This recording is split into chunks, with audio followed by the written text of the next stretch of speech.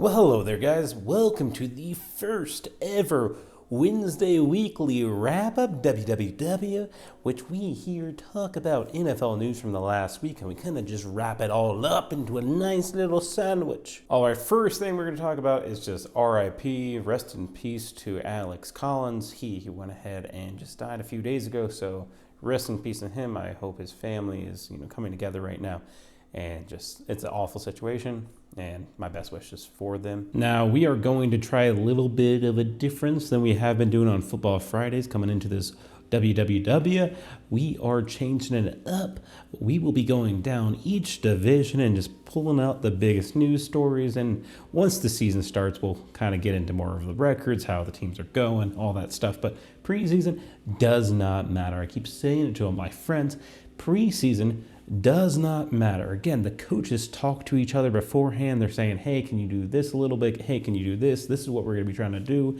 And so just too much conversation between the teams that are fighting. They're doing weird stuff. They're putting in players that shouldn't even be on the team. Preseason does not matter. I don't know how many times we have to put that out there. Does it not matter? With that being said, let's just get into it. So we're going to start out at the AFC North. The Ravens cornerback Marlon Humphrey, he got injured and he will be out for the next 4 to 5 weeks. It says that he potentially will miss the first few weeks of the actual season. So that just kind of sucks that you got one of your starters coming out, but pretty much nothing. There's a bunch of fights that are going on with these joint practices. That happens all over the whole entire league. It's honestly kind of fucking sad that you can't keep your fucking temper together on a practice. But either way, I guess they can't be suspended, and that's why they do it. But yeah, nothing else really interesting coming out of the AFC North. So going on to the AFC East, we have Dalvin Cook finally getting signed by the New York Jets. And we also have Ezekiel Elliot going to the Patriots. I know the Patriots were also in the game for Dalvin Cook. So once they got him signed with the Jets, the Patriots were like, ooh, Ezekiel, we got you now. So they're paying a little bit less for Ezekiel than the Jets are paying for Dalvin Cook. Who knows who will be better, because Dalvin now has to share with Breece Hall. They just pulled him out. They activated him. He's now not an injury player. So he's going to be one of the starters. I don't know if you want to say 1 and 2 or 2 and 1 for which one is which one. But point is, they're going to be dynamic with Breece Hall and Dalvin Cook. It's going to be great. And that's good because Aaron Rodgers just had a couple calf injuries. And you know how that goes when you're a 40-year-old man. I guess he's not technically 40, but he is 39, about to be 40. Just an old man out there just hurting his calf. Other than that, the Bills, Miami, not really too much interesting going on. So on to the South for AFC South. And what is down in the AFC South?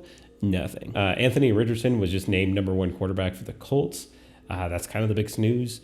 I think that's a great idea for Anthony Richardson, but Gardner Minshew is a great quarterback. He won and did really well on the Jaguars. He didn't play too hot in the games that he had to replace Jalen Hurts last year, but he did pretty well the year before on the Eagles when he had to come in. I just think if given the opportunity on a great team or a good team like the Colts are, he would shine. And so I think that they're making a mistake. They could have him sit for a little bit, and if, let's just say, hey, we got a quarter of the games. Damn.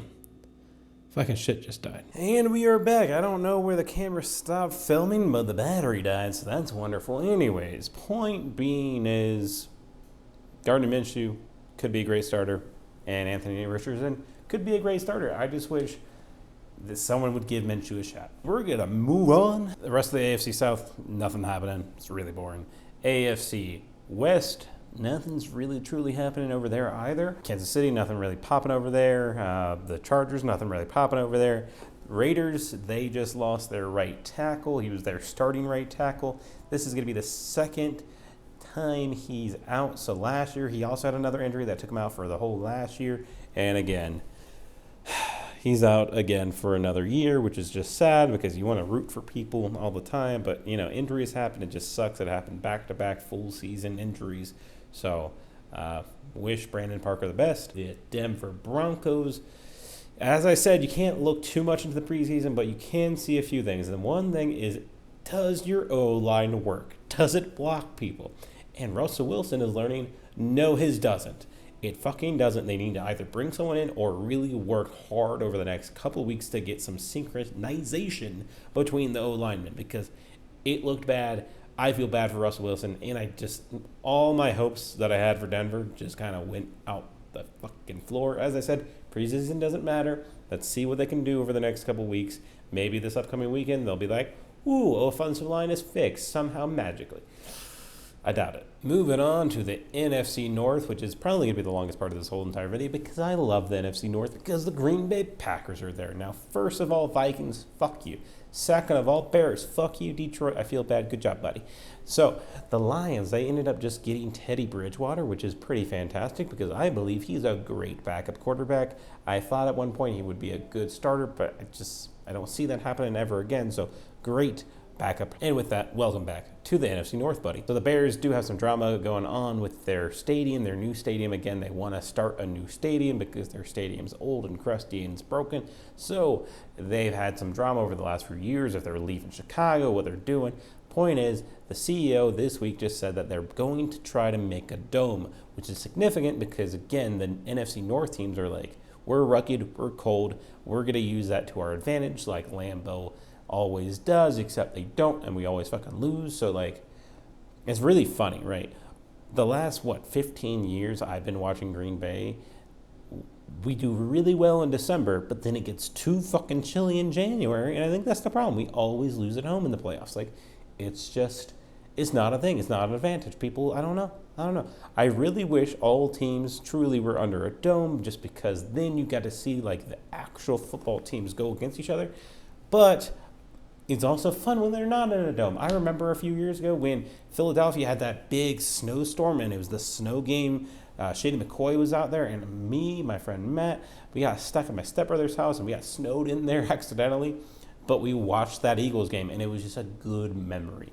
And so you take that away if everything's in the dome. So I get it, having part of the atmosphere, the weather, everything else comes up involved when you don't have a dome. So I don't see Green Bay ever having a dome, and that's fine with me. But Bears might get a dome, which is kind of cool. And wrapping it up with the Packers, Green Bay, Jordan Love, he looked pretty dang good this past week. He missed one big open pass, but did you see Aaron Rodgers last year? He missed 50 fucking open passes. So I'm cool with one open pass being missed. Other than that, he had a nice-ass play for a touchdown. His completion rating was about 70%. And, I think that was a good show. Again, it's preseason, doesn't really matter. We'll see how it goes into the next few weeks and into week one. But I thought he did pretty good. The NFC East, now that is interesting. So Eagles and Giants, they can fuck off. They don't really have anything going on. But the Cowboys, they just signed Zack Martin. Again, he's a 6-time All-Pro player, tackle. And he finally got paid. He was due to make about $27.5 million over the next 2 years. He now got that bumped up to $36 million. So good job with your holdout, buddy. You got paid. So good job. And going to the Washington football team, Commanders or Redskins, whatever you want to call them, there is a massive petition with 90,000 plus signatures on it that are saying, we want the Redskins name back. And that would be kind of like, oh my goodness, is the KKK saying that? No. It's a group called NAGA, or NAGA, for Native American Guardian Association. Again, their board is filled with Native Americans, and they want the name back because they are tired of this society that we live in, stripping away their culture. Not technically their culture, but they're stripping away their, what the heck is that called? Presence? Native American presence is being taken out of American culture right now. And they're like, no, the Redskins, we want that name to stay.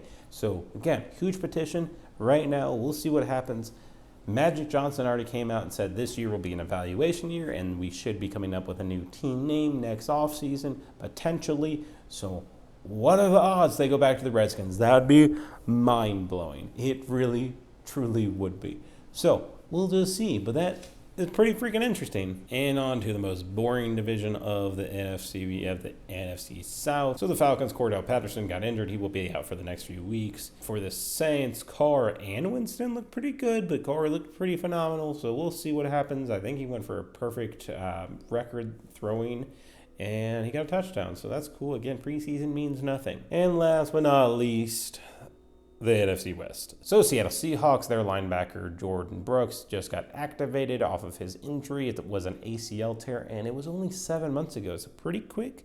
But he got back activated, and he's going to be back. So that's pretty good for the Seahawks, getting their linebacker back. As for the 49ers, Brock Purdy is named the starter, so it is up to Trey Lance and Sam Darnold to get that number 2 spot, which it looks like a Sam Darnold. So people are talking about, hey, should we trade for Sam Darnold? Hey, should we trade for Trey Lance? What's going on there?